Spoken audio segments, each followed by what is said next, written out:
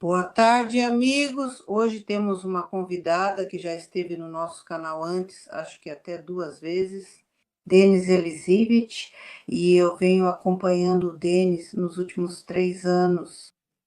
Eu acompanho porque vejo a transformação da imagem, a transformação do pensamento desde que esteve nos Estados Unidos da América e vejo a constância, aquela constante com a qual Denis continua sua narrativa. Ele resiste àquela desordem, àquela ilegalidade com a qual ele se deparou como irmão na Ucrânia e ele teve que ir embora. Eu entendo perfeitamente que esse jovem tem muitos simpatizantes e muitos opositores, pois ele foi contra o abuso do sistema. Eu entendo perfeitamente que nem todo mundo gosta do Denis. Muitos não o aceitam e dizem: como assim ele é um fugitivo? Ele fugiu da linha de frente, ele fugiu da guerra. Então, eu quero agora que o Denis simplesmente relembre por que ele saiu, afinal de contas, e qual é a relação da guerra com isso para o Denis. A repetição é a mãe do aprendizado. Muito brevemente, Eu vou repetir só por você, porque você, como anfitrião do programa, pediu, talvez para as pessoas novas, para aqueles que não gostam de mim. Eu não tento agradar, essa é toda a questão, entende? Eu sei, eu não agrado muita gente, especialmente na América, nossos imigrantes e, na verdade, todos os imigrantes. Eu não fugi da guerra, eu encontrei a guerra na cidade de Kiev. Durante a guerra eu fazia negócios, vivia e, na verdade, sem problemas. Praticamente por 87 meses. Mas, como todos já sabem, ou a maioria, tive a imprudência de abrir esse canal e expressar lá meus pensamentos. Que, aliás, nos primeiros 3 ou 4 meses, não iam muito contra o entendimento geral. Naquela época, a situação era tão difícil que o governo e o povo estavam no mesmo barco. Depois aconteceram outros eventos, quando já tinham se separado da Rússia, e então vieram os primeiros acordos de Istambul. Assim, o canal do YouTube também levou a vários tipos de problemas, na verdade, a perseguições. A única coisa que ainda acho que fiz certo foi não esperar por algo catastrófico. Eu entendi perfeitamente, está cheirando a querosene. Senti esse momento e fui embora. E cerca de um ano e meio depois, ainda quero voltar para a Ucrânia. Mas depois de um ano e meio, eu até tive pensamentos. Talvez eu não devesse ter ido, talvez de alguma forma agora, eu entendo, eu simplesmente não conseguiria. Mesmo sem as perseguições, eu não conseguiria viver no país como está agora. na ditadura, você pronunciou a palavra ditadura, você disse que não conseguiria viver em um país assim. Neste país, nos últimos anos, o número de cidadãos diminuiu muito em relação ao que era antes. Só estou lembrando que desde 1991, quando a Ucrânia tinha 52 milhões de habitantes, quantos restaram agora? De acordo com certos dados, 28 milhões. Por volta de 28 milhões. Agora ocorre uma guerra terrível por sobrevivência. Eu vejo uma quantidade enorme de jovens rapazes que estão aqui agora, que vieram por diferentes motivos, mas eles chegaram à América. Na sua opinião, e você já mora na América há 3 anos, o tempo, na sua opinião, o tempo americano mudou em relação ao que está acontecendo na Ucrânia? Ou você olha para a América com os olhos de uma ucraniana e o que você vê na América e o que você vê na Ucrânia? Daqui, desta margem americana, não estou dizendo que você é americana, não, eu sou americana há muito tempo. Você é cidadã da Ucrânia, mora na América, qual é a sua visão? O tempo além do oceano. Eu vou te dizer, eu ainda vejo tudo através da ótica de um cidadão da Ucrânia. Mesmo levando em conta que, ainda estando em Kiev, como ficou claro, eu entendi bem muitas questões. Mesmo assim, como qualquer um na Ucrânia, acabei caindo em um vácuo de informação. De um jeito ou de outro, além disso, a atmosfera influencia. Depois de um ano, exatamente um ano após minha saída, muitas coisas ficaram claras para mim. Justamente porque você observa de fora, com a cabeça fria, e não estando diretamente envolvido lá, participante dos acontecimentos. Você pode ser mais específica, porque nesse caso a especificidade é muito importante, muitos acontecimentos são vagos. Veja, especificar nesse sentido é que quando você vive em um país tão específico como a Ucrânia, algumas coisas já parecem normais para você, embora não sejam normais. Quando você se distancia disso e começa a olhar para o que está acontecendo de fora, você percebe ainda mais coisas que, na verdade, não são normais. E o quanto eu mesmo, antes, na minha vida, fazia um compromisso colossal vivendo em um país assim, é isso que eu quero dizer. Bem, eu posso te dizer que muitas pessoas não se tornam conformistas e vão embora. Esse foi um dos principais motivos de eu ter ido embora anos atrás. Só que algumas pessoas entendem isso nos anos 2020 já, do século 21, e eu entendi isso no finalzinho ainda do século 20. Eu vi como dividiram a Ucrânia, como estavam destruindo esse país. Eu vi como os oligarcas chegaram ao poder e o que eles fizeram no final das contas. Eles compravam políticos, eles negociavam o país, eles negociavam por ela, mas agora é guerra. Vou te perguntar sobre os oligarcas. O tempo todo ouvimos que a Ucrânia precisa de dinheiro, dinheiro, dinheiro e mais dinheiro. Não ouvimos outra coisa. A Ucrânia precisa de armas, precisa de dinheiro. Eu sempre lembro como a Ucrânia se livrou dessas armas, a Ucrânia ao longo dos últimos anos. E então chegou a guerra e os oligarcas, eles silenciosamente levaram seus capitais para fora, eles estão levando seu dinheiro para fora. Me diga, você tem algum exemplo de ajuda dos oligarcas ucranianos ao seu próprio país? Onde estiverem? Os oligarcas ajudam, é outra questão. Eu não sou muito a favor de qualquer ajuda, ou até mesmo de estar no exército, para que isso seja como uma indulgência. Acredite em mim, o Renat Akhmetov, por exemplo, ajuda muito, mas vivemos assim a vida toda. Muita coisa ruim foi feita por alguém lá, não vou falar especificamente sobre ele, mas coisas ruins foram feitas. Construiu um estádio ou abriu um fundo achando que já tem indulgência. Eu sou contra esse tipo de abordagem, meio feudal. Acredite, eles ajudam. Parte está no batalhão Mônaco, se conhece o termo, estão em Mônaco e muitos não aguentaram, não tinham nada na Ucrânia, mas muitos ainda têm. Por exemplo, Poroshenko ainda tem muitos ativos, Kolomoisky tem muitos ativos, parte dos quais foram tomados de Bogolyubov. E agora Akhmetov também ainda tem muitos ativos. Muita gente realmente tem muita coisa lá. E de que forma os deputados da Rada Suprema, né, e esses servidores que chegaram lá, de repente se tornam milionários? Vou te dar um exemplo de um cossaco, que era cossaco no Maidan, e assim que entrou na Rada, ele imediatamente conseguiu um Mercedes. São esses os detalhes. Essas são coisas que você sempre percebe daqui, e não só daqui. E o povo, de alguma forma, aceitava tudo isso em silêncio, engolia tudo isso e vivia com essa moralidade. Bem, sim, é o poder. O poder é sagrado, ele é sagrado. O que você acha, né? O quanto o povo é criativo? Sobre o que estamos vendo agora, o desvio de fundos públicos, o desvio, o lucro em cima do sangue durante uma guerra. Eu gostaria de ouvir algum dia, sabe, algo assim, tudo para a linha de frente, tudo pela vitória. Eu tenho com o que comparar. Eu comparo com a Segunda Guerra Mundial e a Primeira, quando eram emitidos títulos de guerra e cada americano pagava por isso. E oligarcas ou não, milionários, bilionários, eles pagavam por isso e tudo ia para a linha de frente, tudo ia para a vitória.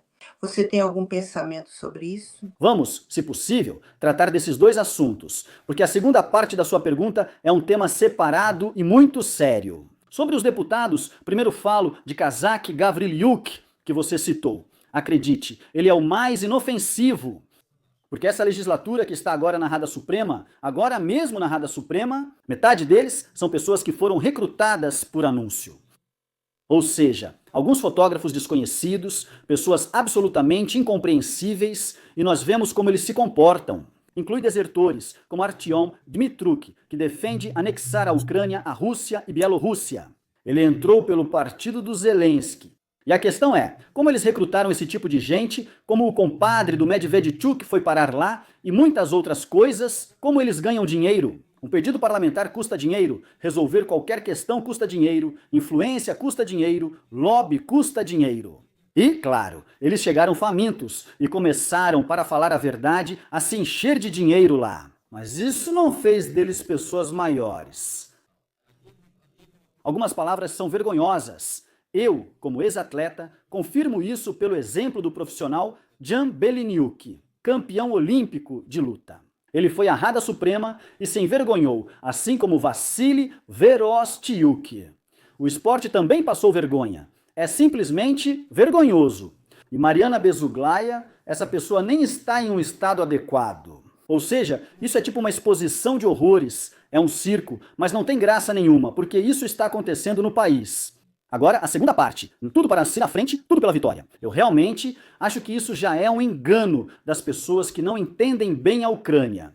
Tudo para a frente, tudo pela vitória. Isso não poderia acontecer em um país tão corrupto. Essa guerra não poderia ser vencida. Por definição, ela não deveria ter sido permitida. Muitos políticos dizem que o país deve ter uma base militar, mas ninguém explica o que isso significa, e nenhuma base militar é possível. E porque o que vocês podem dar, eu também posso dar. E Chernyshov e Mindich vão roubar 20 bilhões de grivnias, $500 milhão nas instalações de defesa. E isso é só o grande, depois os menores também roubam por lá.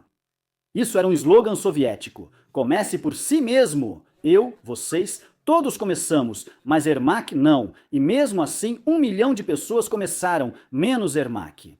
Tudo vem de cima. Por isso sugiro, como pragmático, que desistam da ilusão e vejam as coisas realisticamente. A realidade é mais dura e mais bonita. Frase: aqui é bom dizer isso para mim em uma entrevista ou para alguém, mas na prática isso não funciona. Isso pode ser analisado em exemplos. Eu pergunto isso porque, desde 2014, eu pessoalmente, minha família e milhares de outras famílias temos ajudado a Ucrânia. Eu me lembro de como enviávamos fraldas, porque não havia fraldas. Eu não estou falando de armas. Enviávamos fraldas sem as quais era impossível até mesmo ficar no hospital, para os jovens feridos na linha de frente. Quero lembrar que as fraldas foram criadas uma vez pelos americanos para atiradores de elite. Isso não é algo sobre o qual deveríamos falar. Nós enviamos isso, enviamos capacetes, enviamos coletes à prova de balas. Eu me lembro bem disso. Arrecadamos dinheiro para o batalhão Donbass. O tempo todo eu tentava responder aos meus amigos americanos que estavam confusos, perguntando se realmente não havia fraldas. E agora, em cada programa, nós arrecadamos e as pessoas trazem torniquete, aqueles mesmos torniquetes de $25 que salvam vidas. É sobre isso que estamos falando, como lidar com isso. E lemos, ao mesmo tempo. Eu reforço mais uma vez que não estou julgando ninguém por nada. Eu sou cidadã de outro país. Eu apenas constato o que vejo. Eu vejo que é o asfalto que eles trocam toda vez. Eu entendo que todas essas pontes são bonitas, tudo isso é maravilhoso, mas depois isso é bombardeado e destruído enquanto faltam drones, enquanto falta outra coisa. O que fazer com isso? Explique para mim e para meus Hello Americans, meus amigos, que fazem as mesmas perguntas. Como assim? Helena, vou te dizer, isso se chama: o Estado não cumpriu com suas obrigações. Para ser honesto, o Estado não cumpriu, não avisou sobre a guerra, não evacuou, não fez nada, resumindo, não fez nada na pessoa de Zelensky, Ermak. Agora ele exige muito e muitos seguem isso. Vá, morra por este país. Esse esquema não funciona desse jeito. Honra e glória aos que estão prontos, mas não é assim que funciona. Posso te dar exemplos ainda mais gritantes do que tudo que você disse. Pessoas que eu conheço, elas arrecadavam dinheiro até para pregos e para tela de arame. Isso pode ser produzido na Ucrânia, não sei em que quantidade, e é ridículo as pessoas arrecadarem para isso. Quanto aos drones, nem comento. Ou seja, o Estado não está cumprindo com suas obrigações, Você mencionou pontes, estradas, mas na verdade as pontes não estão sendo construídas. E as licitações são absolutamente idiotas. E além dessas licitações, dessas de infraestrutura, existem também simplesmente os custos de administração do Estado. O que faz agora? Javier Milei na Argentina reduziu os gastos do governo pela metade. É isso que deve ser feito na Ucrânia. Recentemente, dei uma entrevista ao vivo sobre Mariupol. O prefeito está na França, gravando vídeos, dizendo que ganhará experiência e que vai retomar a cidade. Mas Mariupol ainda existe hoje. No papel, estão ocorrendo licitações e comprando bondes, mas Putin anexou isso. Apesar de tudo registrado, há muito dinheiro envolvido. Na verdade, não é só sobre Mariupol, mas também outros territórios. Agora, Sergei Gaidai, ex-governador de Lugansk, foi detido. O cara roubou por 10 anos. Putin tomou Lugansk há 10 anos e ele trabalhou lá por muito tempo. Nessa posição, é tudo sobre dinheiro. E agora ficou claro que ele é um grande ladrão. Nós já sabíamos disso, mas agora, se Deus quiser, vão provar isso. É isso. Precisamos admitir honestamente que não somos capazes de lutar. Se agora os parceiros ocidentais pararem de ajudar, a guerra acaba. Não podemos deixar chegar a esse ponto. Precisamos buscar uma solução. A saída, mas isso tira o poder de Zelensky imediatamente. Isso é responsabilidade. Entendo, eles não vão fazer isso, mas se estamos falando do que é certo para as pessoas, para o país, para o futuro, então só assim, sem ilusões, não faremos nada, sozinhos. Você vê alguma, digamos, personalidade que poderia liderar o país no estado em que ele se encontra agora? Estamos falando que as bases não querem e o topo não pode. De fato, estamos em guerra e leis diferentes valem ou não se aplicam a todos. O que fazer nessa situação? Não se aplicam a todos. Não citarei sobrenomes, pois as pessoas esperam. Eu estou perguntando sobre sobrenomes, estou perguntando sobre as tecnologias. É preciso vir e agir como agora. Para alguns, pode não parecer assustador. Façam reformas. Mas como já disse, mesmo na guerra, cortar gastos do governo é prioridade. Mas é preciso acabar com a guerra. De qualquer forma, o estado de guerra vai continuar. Isso é impróprio para uma vida normal, para o desenvolvimento da história. Antes de tudo, é preciso pensar em como acabar com a guerra, que só termina com um compromisso. Agora você chegou ao ponto principal, o compromisso. Até que ponto a Ucrânia está pronta para o conformismo e até onde o inimigo está disposto a ceder? E até que ponto esses esforços de mediação, que nos últimos anos não levaram a nada, todas essas negociações em Istambul e outras, são apenas palavras ao vento? O que fazer nessa situação, nessa realidade? Essa é a realidade. É preciso abandonar o caminho para a OTAN, que desde o início era falso, aceitar a neutralidade ao estilo austríaco, ou seja, neutralidade armada em cooperação com a OTAN, mas sem ser membro da OTAN. Isso é o primeiro. O segundo, é preciso parar de alimentar essa história de tensão com a língua, é preciso reconhecer o status da língua russa, não como segunda língua oficial, mas reconhecer que ela existe. Mais da metade da população fala essa língua, que pode ser usada nos negócios e na Rada Suprema da Ucrânia. Em Israel, há um partido árabe no Knesset. E tudo bem. Na Bélgica, 4 idiomas no ouvido. Se não entender, use o fone, sem problema. Essa questão não é politizada, só aqui ela é. Esses são os pontos-chave. Negociar territórios assim, tipo, Putin fica com isso, deixa aquilo, ou dividimos pela linha atual e congelamos a situação. Não, esse é o problema. Muitas pessoas, inclusive seu público, não entendem isso e acham que a questão é território. Mas não é.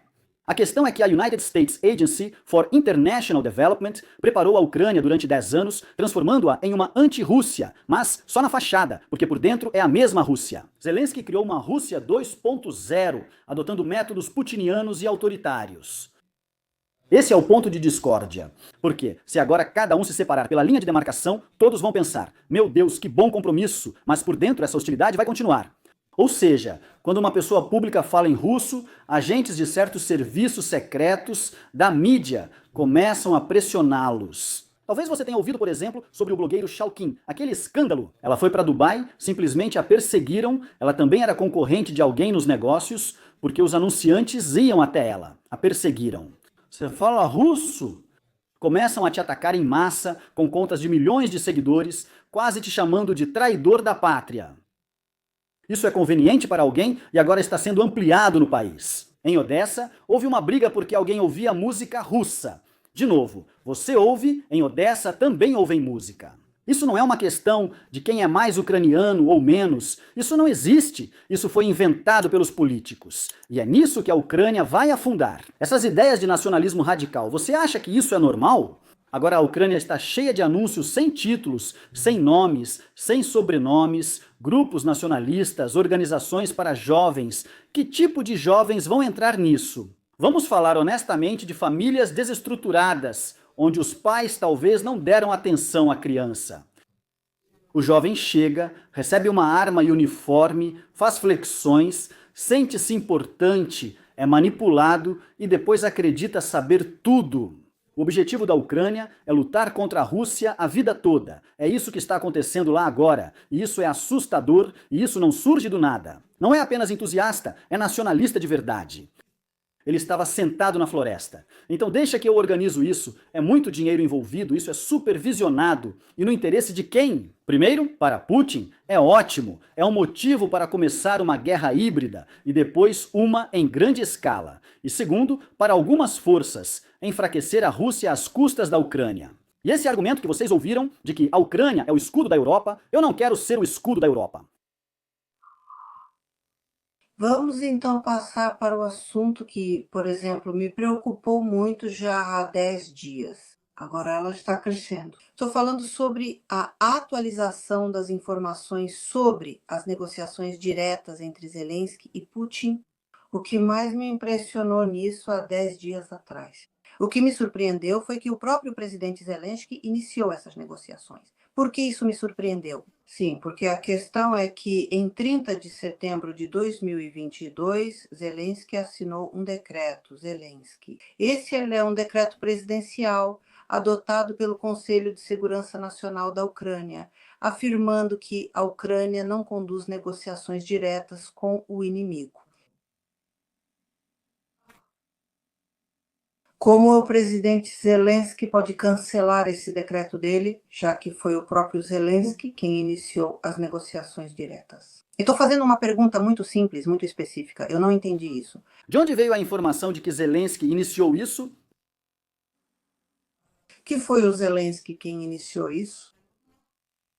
Absolutamente.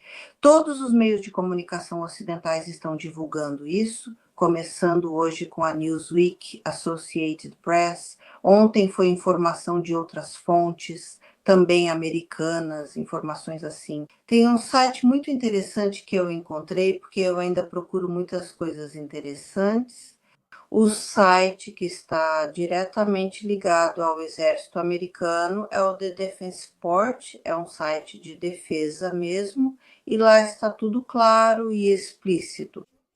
Negociadores de Moscou e Kiev discutiram a possibilidade de um encontro entre o presidente da Ucrânia, Volodymyr Zelensky, e seu colega russo, Vladimir Putin, durante as negociações em Istambul nesta semana, disse Zelensky em comentários publicados na sexta-feira. Isso é do dia 25. Ou seja, minhas fontes não são russas. Eu não uso fontes russas, embora às vezes, tapando o nariz, eu tenha que ler assim. Eu realmente não uso fontes russas, por que eu faria isso? Eu te falei o nome do site. Não importa o site, essa interpretação está errada. Zelensky evita negociações, pois para ele o fim da guerra levaria a um tribunal. Bem, vamos colocar de forma bem suave. Isso é perda de poder. E depois vem vários detalhes jurídicos, isolamento, perseguição e assim por diante. Aliás, vai ser exatamente assim, por isso não é verdade. Outra questão é que Zelensky percebeu como agradar Trump observando Putin. E o presidente diz: vamos lá, estou pronto, todos vêm. Ele que não quer, mas a imprensa ou alguém interpreta do seu jeito. Zelensky recusa negociações e faz encenação para Trump. Eu já disse que Putin é ruim, então me dê dinheiro e armas, vou continuar lutando e governando por mais 20 anos. A Ucrânia continua. Eu só estou lendo o que está escrito na edição de ontem da Newsweek. A Ucrânia continua perdendo território na linha de frente. Patsanka-Ali, bombardeios russos em áreas urbanas causaram mais de 12 mil mortes de civis. Apesar dos apelos diretos de Trump a Putin para cessar os bombardeios, eles continuam. Na segunda-feira passada, ou seja, há uma semana, Trump estabeleceu para Putin um novo prazo para o cessar-fogo na Ucrânia, que seria em cerca de 10 a 12 dias. Sabemos que a chegada de Witkoff é esperada em Moscou nesta semana. Segundo Trump, Witkoff deve chegar à capital russa entre quarta e quinta-feira. Após a viagem a Israel e a faixa de Gaza, a Rússia emitiu um alerta nuclear direcionado aos Estados Unidos da América e à OTAN. Estou dizendo que sempre menciono a fonte que escreve isso. Então, vocês podem contestar essas fontes. Por que você acha que seu ponto de vista está correto e que as fontes que fornecem citações diretas estão erradas, se essas fontes, e são várias, 5 ou 6 fontes, ao mesmo tempo falam e se referem ao encontro em Istambul nos dias 24 e 25 de julho do mês passado e dizem que as tentativas foram iniciadas justamente pelo presidente da Ucrânia? Que provas, que base de evidências você tem para dizer que isso não é verdade? São apenas as palavras de algum jornalista contra as minhas palavras. Se você está falando de fontes, eu também as tenho, mas agora não se trata disso. Não é sobre o que algumas fontes me disseram. É só uma questão de interpretação e do jogo de Zelensky que foi mostrado assim na época. Também publicaram um artigo para Zelensky em uma revista política. Bom, agora, hoje mesmo, eu não sei, mas há um mês atrás eu tinha grandes problemas. E em qualquer publicação globalista, citar isso, escrevem muitas besteiras, especialmente os globalistas e até publicações de direita. O jornalismo mudou, não é mais como antes. Vou lembrar de alguns artigos, mesmo sem necessidade. Eu escrevo sobre isso o tempo todo, porque eu não confio nem um pouco. Mas quando eu faço referência, eu trouxe para vocês um site que é do Departamento de Defesa dos Estados Unidos, que está totalmente fora da política. Ele só fornece informações objetivas. São pessoas do Exército. Tudo bem, eu posso dizer.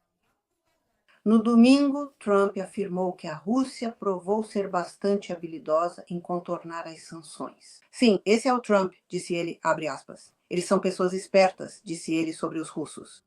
Na segunda-feira, ou seja, ontem, Zelensky voltou a pedir à fábrica que imponha sanções secundárias mais rígidas ao setor energético, comercial e bancário da Rússia.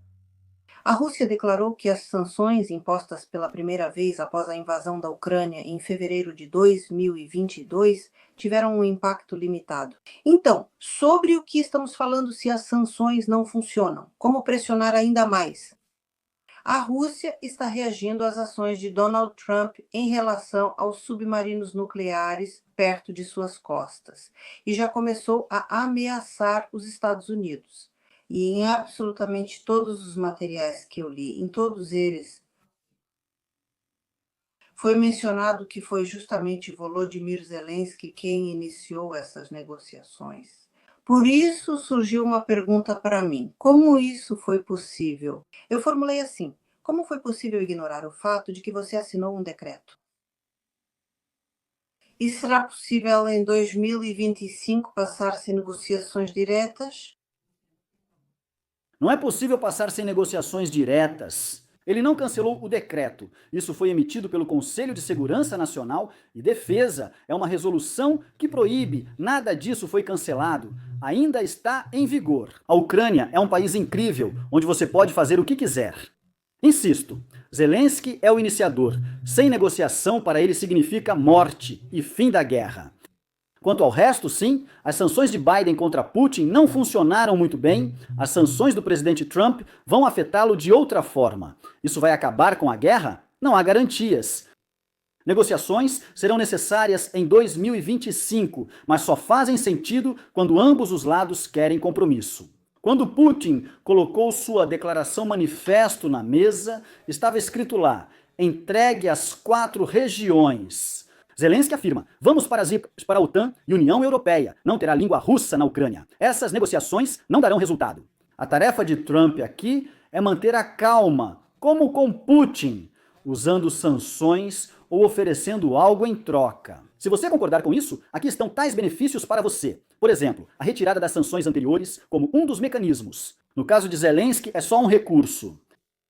E também a pressão política, aquelas coisas que aconteceram recentemente em Kiev. Estou falando dos protestos. Informei os telespectadores no fim de maio e início de junho e posso dizer que eventos interessantes ocorrerão no fim de agosto e em setembro. Porque o presidente Zelensky será afastado do poder, inclusive de forma informal, por Trump.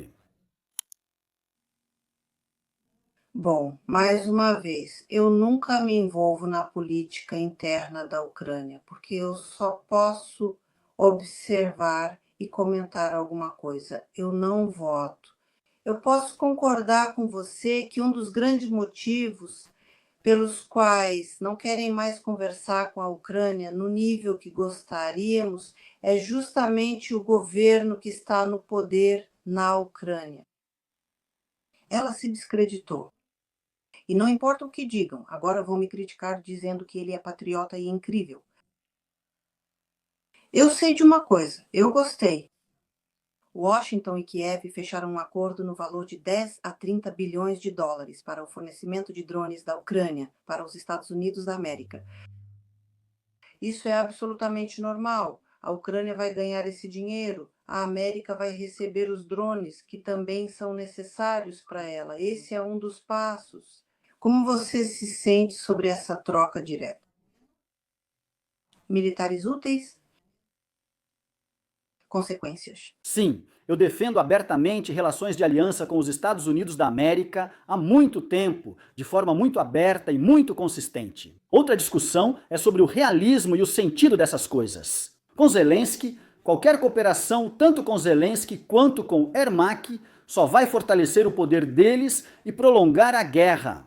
Fico feliz que isso fique registrado para a história e relações futuras, mas, na prática, não trará benefício algum ao desenvolvimento da Ucrânia ou aos cidadãos. Segundo ponto sobre realismo. Você acha que a Ucrânia aguenta uma guerra tão difícil? E essa é uma guerra de drones. Como já sabemos, produzir essa quantidade de drones e ainda exportar para os Estados Unidos, acredite, não é tão simples assim. 30% dos recursos dos drones são desviados. É interessante, conte pra gente como exatamente esses 30% são desviados. E eu simplesmente sei que as tecnologias, esses drones, eu conversei, eu tenho pessoas próximas que trabalham diretamente com essa invenção, então acho que tenho certas informações. Eu sei que o que as mentes ucranianas, os engenheiros ucranianos fizeram, merece a mais profunda atenção e respeito. Mas agora você levantou a questão de até que ponto a Ucrânia tem tudo isso. Se a Ucrânia pode vender e comprar o equipamento que lhe falta, antiaéreo, antimissilístico. Como é possível roubar, já que você perguntou primeiro? Hipoteticamente, abrimos uma fábrica de drones e procuramos o Ministério da Defesa para vender a vocês. Isso apareceu para mim em um sonho, é assim que nos informam de forma sutil. Bem, então você teria que aumentar o preço em 30%, por exemplo, mas isso só se te disserem. Mas acredite em mim, ninguém vai te dizer nada. Você simplesmente não vai conseguir entrar lá se não for afiliado. Lá existem sobrenomes ligados ao Zelensky, que supervisionam isso, que cuidam disso, eles constroem sua própria produção, eles mesmos vendem, porque eles têm tudo nas mãos no Ministério da Defesa. Não é como você diz, tudo para a linha de frente, tudo pela vitória. Não, primeiro penso no meu bolso, depois vem as questões 2 e 3, que são a linha de frente. Esse esquema ainda é assim, mas existe uma história completamente diferente. Isso ocorre quando pessoas midiáticas arrecadam bilhões ou centenas de milhões de grívias em doações. Você compra drones e lucra com isso, arrecada, vende para o Ministério da Defesa, coloca um preço mais alto e ganha dinheiro. Então, você abriu um negócio seguro com o dinheiro de terceiros, sem precisar competir ou buscar clientes? Já está tudo pronto. Juntou, não vou dizer de quem, dinheiro, dos nossos ingênuos. Vou fazer tudo isso? Então por que estou falando assim? Não pode haver nenhum compromisso aqui, está tudo muito ruim. Mas, infelizmente, para os americanos, inclusive a imprensa democrata, parece que lá ainda há algo razoável. Não, está tudo muito ruim, tudo é triste. Zelensky transformou a Ucrânia em uma república das bananas. Ah, você mencionou o sobrenome Prítula. Eu tenho perguntas sobre esse sobrenome, sobre essa pessoa. Como foi que ele, arrecadando dinheiro para esses drones, ganhou tanto dinheiro? Não falei do Prítula. Acho que você se confundiu e pensou nele de imediato. Ele tem um grande fundo onde doam tanto pessoas comuns quanto empresas. Eu tenho 1 milhão de perguntas sobre esse fundo.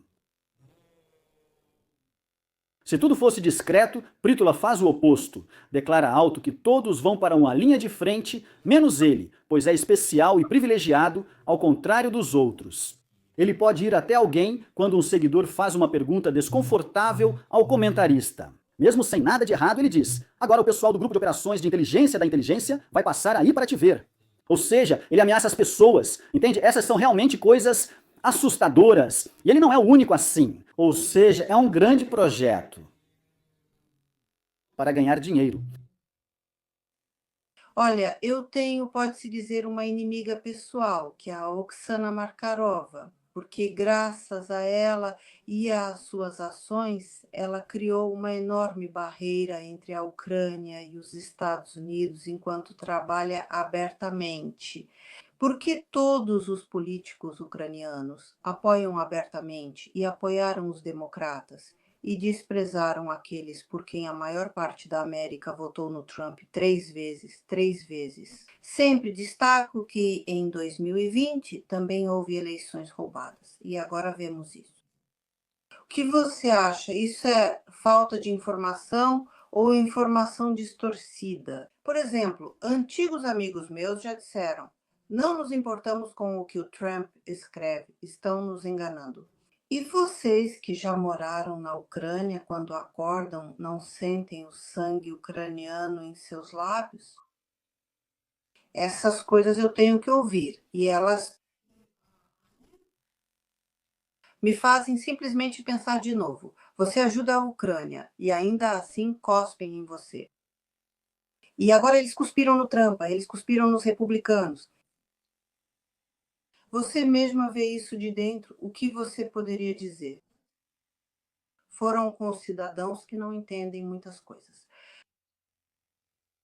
Acho que falamos pela primeira vez no fim de 2022, ou início de 2023, como você lembra? De 2022? Sim, naquela época eu já apoiava Trump, mesmo antes do início da campanha eleitoral.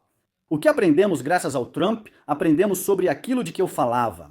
Mesmo após anos na Ucrânia e entendendo a situação, eu desconhecia a dimensão dos fatos. Uma organização como a United States Agency for International Development, os globalistas de Soros, criaram 200 organizações estatais, organizações não governamentais. Essas organizações dominaram a mídia na Ucrânia. 95% dela é financiada pela United States Agency for International Development, que antes investia 10 bilhões de dólares por ano. Isso é muito dinheiro. Jornalistas como Bihuse, influenciadores com milhões de seguidores e novos documentos revelados também apareceram. Por exemplo, pagam para ele 400 mil dólares por 10 episódios, fazer 10 episódios por ano, 400 mil, isso não é tributado. Nada, entende? E como você me diz, se eu tivesse feito o que fiz, se não tivesse guerra, eu estaria fazendo negócios na Ucrânia, como antes. Eu não tenho chance, vão me marginalizar, vão me expulsar. Esses meios de comunicação que são controlados, eles não publicaram nem os abusos dos centros de recrutamento, nem essa mobilização assustadora, nem a violação dos direitos humanos, nem o assassinato pelas costas perto do Teixo, nem os roubos. Nada disso os interessava, só queriam paz e tranquilidade. Na Ucrânia é democracia. O dinheiro entra, as narrativas estão escritas, então é só fazer. Os emigrantes políticos não interessam a eles. Yermak e Zelensky enviam 5 agentes do Serviço de Segurança da Ucrânia que às 5 da manhã invadem o apartamento da minha mãe e da minha avó. Minha mãe compartilhou meu vídeo, onde discuto alguns assuntos, assim como faço agora com vocês. Foi aberto um processo criminal contra ela, e o julgamento sobre a suposta justificativa da agressão russa ainda está em andamento. Bem, vocês entendem, é simples assim. E nenhum deles ligou, não se interessaram, porque é direito, é Trump, trumpistas, tchau. E o que precisamos é de uma pauta de esquerda. Soros incentiva o ódio na Ucrânia ao afirmar que só a língua ucraniana tem direito de existir, negando fatos reais. A verdade é que a Ucrânia não faz parte da OTAN. Pelo menos metade fala russo, então vamos apenas reconhecer essa realidade. Não, vamos inflamar, vamos criar nacionalistas profissionais e semear ódio e intimidar as pessoas. Veja como tudo era assustador ao ver tantos documentos aqui quando foram revelados por Trump. Tudo isso vem da União das Repúblicas Socialistas Soviéticas. Estou chocado, entendi, a Ucrânia nunca teve chance, eis a raiz dos problemas.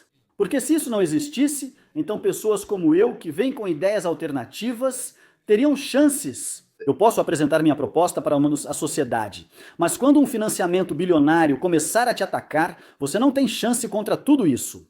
Isso não é democracia. Tudo é assustador, aí está a raiz dos problemas. E vocês perguntaram sobre as pessoas? Então, as pessoas são culpadas? Eu culpo aqueles que estão no comando, quem toma as decisões. As decisões são tomadas pelos funcionários públicos.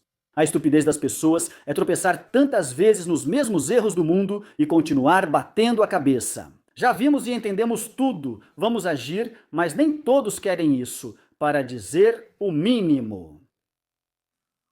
A última pergunta é muito importante. Na sua opinião, esse recurso humano que está lutando,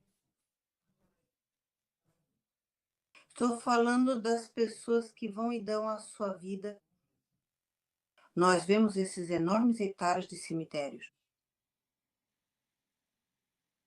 Será que haverá jovens e saudáveis defensores suficientes na Ucrânia que irão com paixão e darão suas vidas? Eu entendo que existe esse conceito de lutar pela pátria. Eu entendo, isso é algo muito próximo. Para mim, essas coisas são sagradas, mas ao dar a própria vida no poder, toda vez chegam canalhas. Sabe, eu realmente não gosto quando o recurso de mobilização é o recurso humano. Eles falam bonito nas telas, mas na verdade, na cabeça deles, só existe uma palavra: carne. Sou totalmente contra a guerra de desgaste, e esse tipo de mobilização não haverá jovens suficientes. 400 mil, ou metade do exército, foram para o SZZ, para a Samovolka. 40% foram para o SZZ. Ninguém quer lutar como pegam nas ruas. Vocês podem ver tudo isso nesses vídeos maravilhosos. Por isso eu digo que a guerra precisa acabar, porque todos nós conhecemos a história do Paraguai quando 70 homens foram destruídos. Na Ucrânia já há uma catástrofe demográfica. Isso não vai levar a nada. Os jovens estão morrendo. Um cemitério de quilômetros é uma tragédia. Vilarejos sumiram, muitos desapareceram. Um verdadeiro pesadelo. E aqui, entre nós, Gaidai, Ermak e Chernyshov roubaram bilhões de grivnias. Isso não pode ser. E, aliás, você disse que lá é um estado sagrado. Mas para mim, o que é sagrado é a liberdade do indivíduo e o direito da pessoa de tomar todas as decisões, não o Estado. Alguém disse que o patriotismo é o último refúgio dos canalhas. E isso aqui está bem próximo disso. Por isso, o indivíduo deve nascer livre, tomar suas próprias decisões, sem coletivismo ou julgamentos.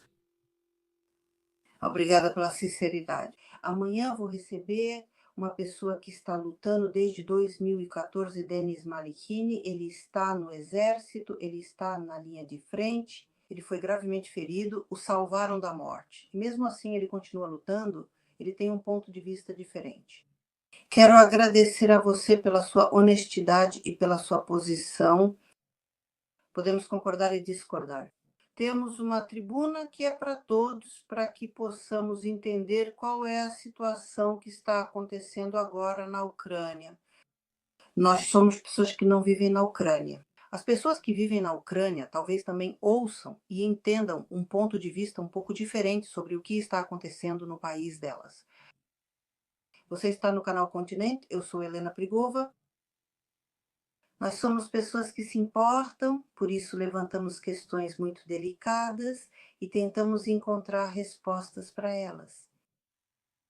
Denis Elisevich, nós não somos muito simpáticos. Obrigado pelo convite. Eu espero que a gente se encontre com mais frequência e troque algumas ideias. Eu com a minha perspectiva americana, você com a sua perspectiva americana e ucraniana. Americano-ucraniana, sim? Sim, é importante lembrar que o sino sempre toca por você. Então todos devem simplesmente ouvir esse som. Tudo de bom para vocês. Paz na Ucrânia, vitória na medida do possível, paz para seus lares. Até logo. Até logo.